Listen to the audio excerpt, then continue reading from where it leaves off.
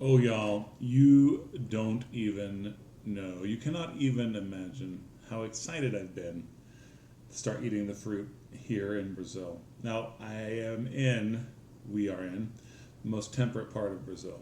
So there are palm trees that are 8 stories high in these parks, but it also has a real winter with occasional frost on cars. So they grow apples down here. The rest of Brazil, though, is a wonderland of tropical fruits, and there's such a wide variety that new fruits are being mass marketed all the time. They go in and out of fashion. Acai was such a one. Acai, which is this superfood that a lot of people in the States are familiar with, was something that people in only 2 or 3 states in the northeast of Brazil knew about. And now, of course, in every corner of this country and all over the world, people eat acai.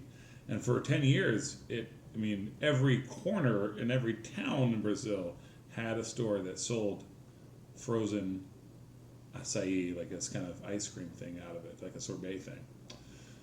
That's just one example, but from one state to another, people might not know about the fruits in the other state. There are certain ones that are just staple and obvious and everyone knows about, like bananas or jabuticabas.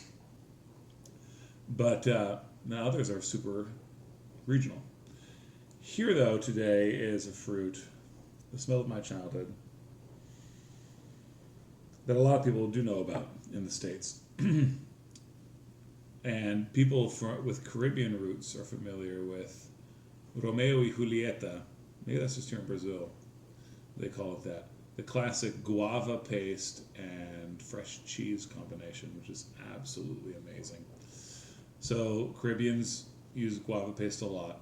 Guavas are known by many in North America. But if you knew me in North America, at some point I probably complained to you, because it is addicting, complaining. It's a vice. But I probably complained to you at some point that the guavas brought over from Mexico were nothing like the guavas in Brazil. And I never ate a guava in Mexico. So I don't know if they have other varieties there, but in all the Mexican markets I went to, those seemed like the normal guavas, and they were always super hard, bitter, sour things. There are a lot of things like that. For example, the persimmons here, there are two kinds of persimmon: the delicious one and the not delicious one that I think people are crazy to like. Only the not delicious one grows in the United States, in the Southeast.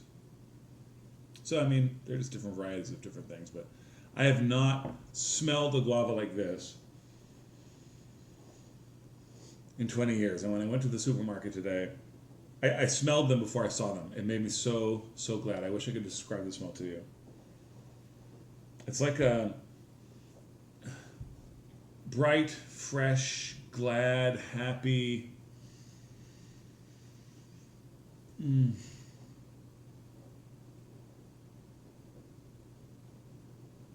Plum pear?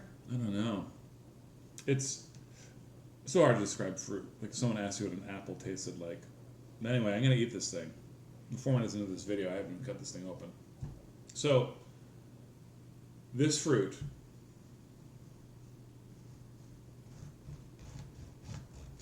is the delicious version of the hard, bitter thing that you're going to find up in North America. And if you come down to Brazil, please, for goodness sakes, buy one of these and eat it. Look at how pink and luscious that looks. They're just, oh, goodness gracious. So the peel is slightly tough, but it's completely edible.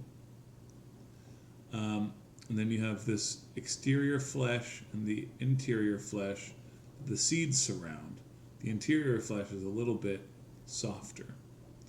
The seeds are hard, but they're small enough, you're just going to swallow them whole. Now, the flesh is soft and pink, as you can see, slightly sweet. It's an acidic tasting fruit, but it's creamy. And that's the wonderful thing about it. So it's like a fruit decided to be a smoothie. And It's best to take big bites of this fruit so you get all three layers in each bite. This really soft interior, the slightly less soft exterior flesh, and then the skin. And as I said, the skin is slightly bitter with a super sweet flesh. Mm. Mm. The seeds jump around. You might hear them crunching. The flesh goes away first, so you have a slightly bitter finish. I love these things. They're just a smell of sweet happiness when you come around them. And then, oh, you know, smell, sense memory.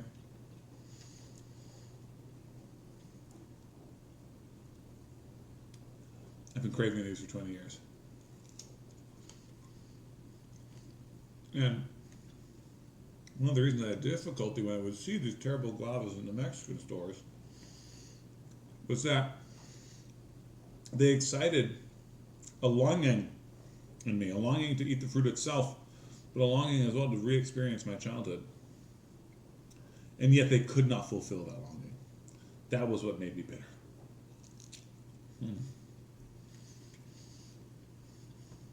So happy right now. If you're familiar with guava paste,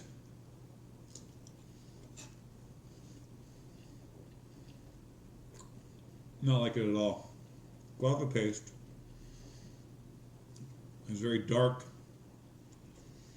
notes because it's preserved, right? I mean, jam always tastes much heavier, darker, and obviously sweeter than its fruit. So this, if you've had guava paste, you have actually no idea what you're in store for here. Happiness, that's what you're in store for. I think the next fruit video I'm going to do is going to be persimmons, kakis. It's so funny how language works. My 3-year-old, who does not speak Portuguese yet, they can all say kaki, but she prefers to say persimmon because I think her brain can wrap itself around persimmon more easily than it can around the simpler word kaki. Anyway, that'll be the next stop. For now, and enjoy the rest of this guava. Peace be upon you.